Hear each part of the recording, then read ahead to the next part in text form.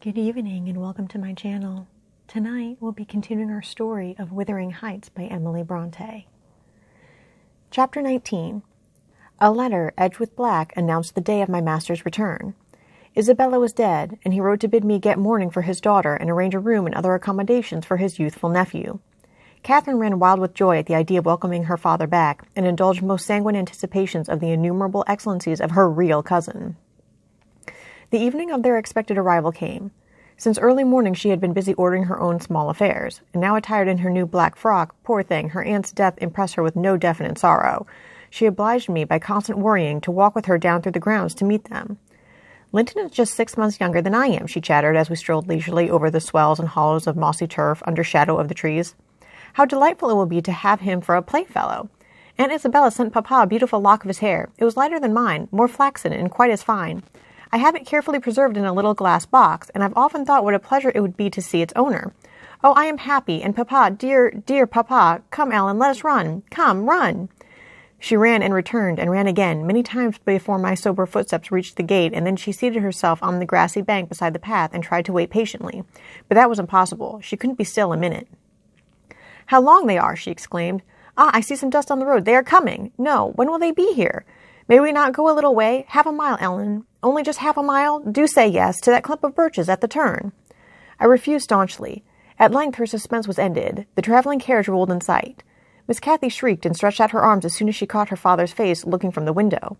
He descended, nearly as eager as herself, and a considerable interval elapsed ere they had a thought to spare for any but themselves. While they exchanged caresses, I took a peep in to see after Linton. He was asleep in a corner, wrapped in a warm fur-lined cloak as if it had been winter.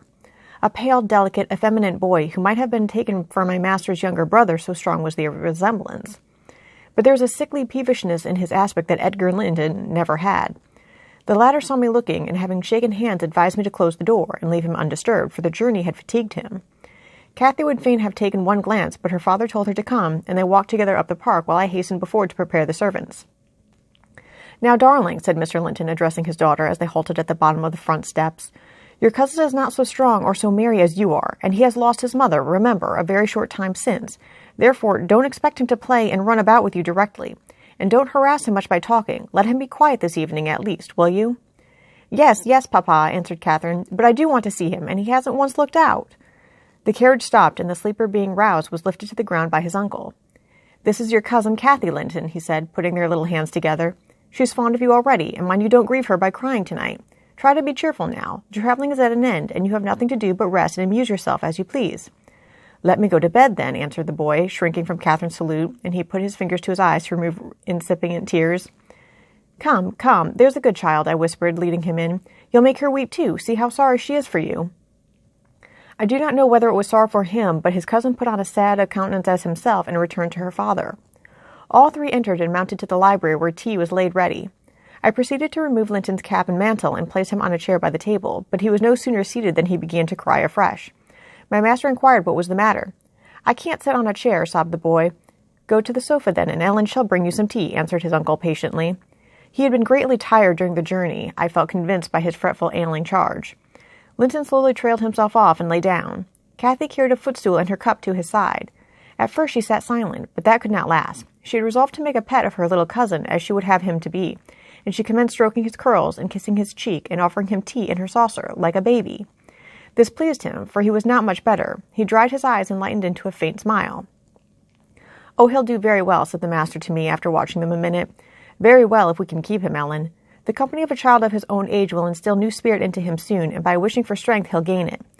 Aye, if we can keep him, I mused to myself, and sore misgivings came over me that there was slight hope of that. And then I thought, however will the weakling live at Wuthering Heights? Between his father and Harton, what playmates and instructors they'll be. Our doubts were presently decided, even earlier than I expected. I had just taken the children upstairs after tea was finished and seen Linton asleep. He would not suffer me to leave him till that was the case. I had come down and was standing by the table in the hall, lighting a bedroom candle for Mr. Edgar, when a maid stepped out of the kitchen and informed me that Mr. Heathcliff's servant Joseph was at the door, and wished to speak with the master. I shall ask him what he wants first, I said in considerable trepidation. A very unlikely hour to be troubling people, and the instant they have returned from a long journey. I don't think the master can see him. Joseph had advanced through the kitchen as I uttered these words, and now presented himself in the hall. He was donned in his Sunday garments, with his most sanctimonious and sourest face, and holding his hat in one hand and his stick in the other, he proceeded to clean his shoes on the mat. "Good evening, Joseph," I said coldly. "What business brings you here tonight?" "It's Master Linton I mun spok to," he answered, waving me disdainfully aside.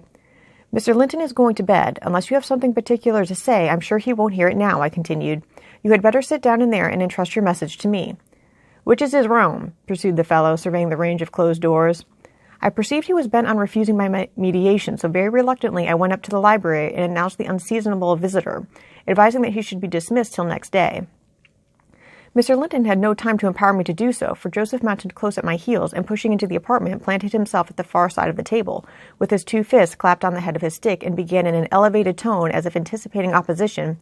"Heathcliff has sent me for his lad, and I mun go back 'bout him."